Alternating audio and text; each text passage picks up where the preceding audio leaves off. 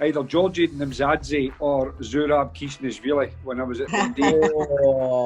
Because everything had Armani or Ednon, and they had the original Speedos, the really tight budgie smugglers, with the biggest Armani badge you could possibly get on it. So anything that came out with a label on it, they had it. They had it. So some of the stuff was just it was just really bad. The best finisher, I'll say two. One that I played with and managed for a while. Didn't played with was Tommy Coyne when he came to Dundee before he went to Hibs. He was just a really natural finisher. He rarely blasted the ball. In fact, I can't even remember if he ever struck the ball, with real power. But everything went in the corner. And then years later, when I was coaching down at Chelsea, Franco Zola. Zola was just amazing. Just everything. He just clipped everything. He just used to, when he ones open the body up, bending everything in, and everything just looked just stylish about him, and the class about him. So he was probably the best in terms of just on a training field and watching him practice and all that kind of stuff. But playing with somebody was definitely Tommy Coyne, because Tommy was just, as I said, he was just a natural finisher. There's a couple. Obviously, I played with Big Andy Ritchie, and Big Andy, he didn't like breaking into a jog. So, but in a similar thing, I was assistant manager at Portsmouth, and the player there, Robert Prozinecki, who was actually European Player of the Year, I think, and he played for Barcelona and Real Madrid, I think. But he absolutely hated training. You know what he was? When you start halfway, you say to the players they're on the 18-yard line, like jog to the other 18-yard line. He could get lapped doing that. No, honestly, he made Grado look like Usain Bolt. He didn't even attempt to jog. See when you're clipping, you say lift the knees, lift the heels, all the old-fashioned kind of stuff. Aye. He just couldn't be bothered, and then he just wanted to get the balls out. And when the ball came out, it was a different animal. It was amazing. Aye, that is a bit like me, mate. That's exactly. Grado's a different animal when he gets his balls out. Other than myself, because I did do a bit of moaning, I have to be honest with you, when I played. I think John Brown, Bomber, when he went before he went to Rangers, and he played. Bomber liked a bit of a moan. And the other one, I think just beat him, was Billy Dodds. Really? Doddsy. Wee Doddsy was unbelievable. He just used to moan about everything, and if somebody gave him a bad pass or whatever happened to be, he'd be constantly moaning. And then you just have to tell him to shut up and go and mate and stuff like that. And don't know where I'm really pal with Billy and John Brown, but those two boys, I think, they would give most people a good go at moaning. Chick Charnley. That's a shout, innit? Chick would, he would fight Goliath, to be honest with you. Nothing frightened him. He was a postal boy. He grew up that way. Nothing fazed him. Obviously, everybody knows the famous incident when the guy tried to attack him with a sword, and Chick picks up a branch. You know what I mean? Everybody else would run away. He picked up a branch and ran towards the guy. The guy's got a samurai sword. So, I mean, if you're going to want somebody to look after your back. And the other one would be another guy I worked with, was John McCormick, Cowboy, and he's another one. He was just as tough as anything. Just Cowboy looks hard as fuck. He looks hard as fuck, man. He is hard as fuck. He is unbelievable, Cowboy. He would just, even when he was injured and all that stuff, he'd be limping to the game and saying to the manager, "No, I'm fine, no bother and all that. I'll play," and take a handful of painkillers and go on. It was just real old school tough. Yeah.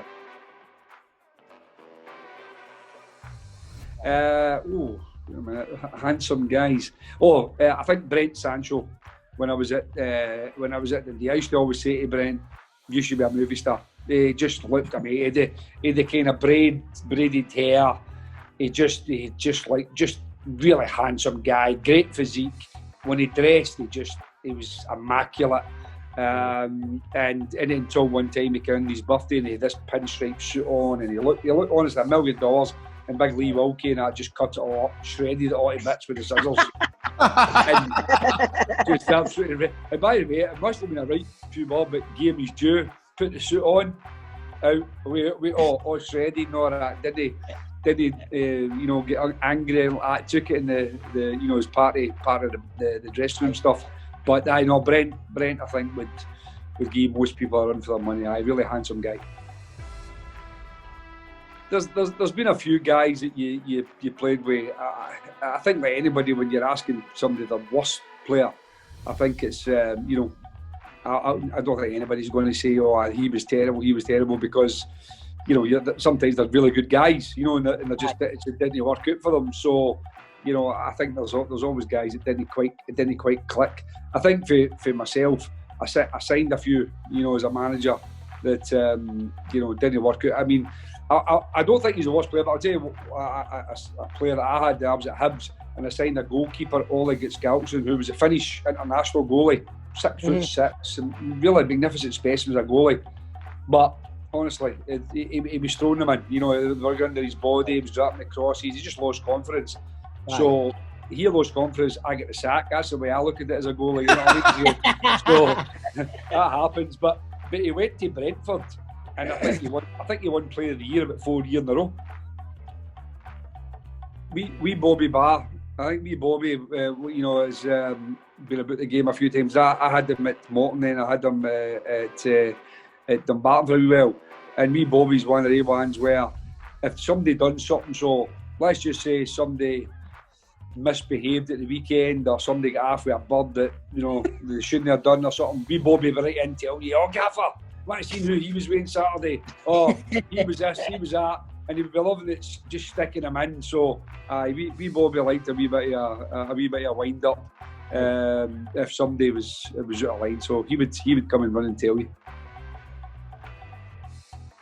Ian Angus was one that he was a wee bit. We used to call him the Bat, because after midnight he came alive.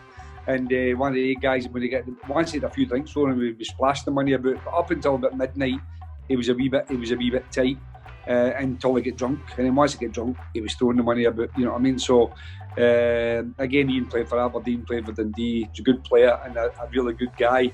But he certainly didn't like to throw his money about too early. Oh, that's hard, because obviously as you get older, the music becomes let's just say, well, because now it's all kind of GBX stuff, you know what I mean, in the dressing rooms. And for me, it's just like you just kind of switch off to it. But a couple of boys, I had Isaac Lane last year, who's now been up to Peterhead. Isaac's taste in music was horrendous for me. So obviously I always say to him, does that guy they always have to swear in the songs? They always have to swear. So obviously it was a lot of, I don't know if you would call it rap, I couldn't even tell you, but that style of music, probably the wrong style nowadays. They're probably laughing at me because I think imagine them calling it that. But I couldn't call it R&B because I don't think it was. But it was just every kind of word used to be a swear word, and I used to sit in the dressing room and say, why did I have to swear like that all the time? So and then they would just laugh at me because I was old. But again, that's if I did like that kind of music, there probably would be something the matter with me. So it's probably they don't really play my type of music now. Well, there was a few boys that could certainly maybe earn that reputation, but I've got to be careful who I mentioned. I just say somebody that's not married, Jim. Well, if they were, they'll not be married there for that serious.